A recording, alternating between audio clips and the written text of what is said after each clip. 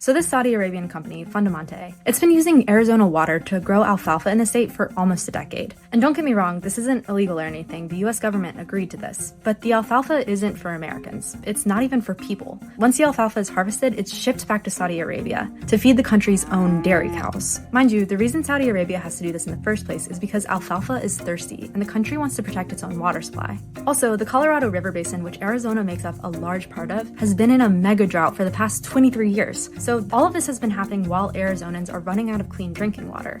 The good news is this looks like it's about to change for Arizonans. Governor Hobbs has announced that the state will cancel one of Fundamante's leases immediately, and they won't renew another 3 when they expire next year. But the company will still be farming thousands of acres elsewhere in the state.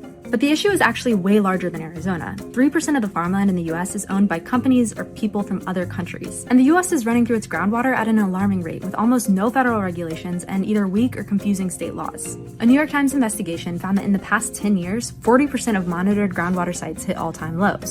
This is being felt in the agricultural realm, but also in city development. Earlier this year, Hobbs announced that the greater Phoenix area would no longer approve new residential developments that rely on wells, because groundwater levels are already below what the city needs for existing homes and farms for the next 100 years.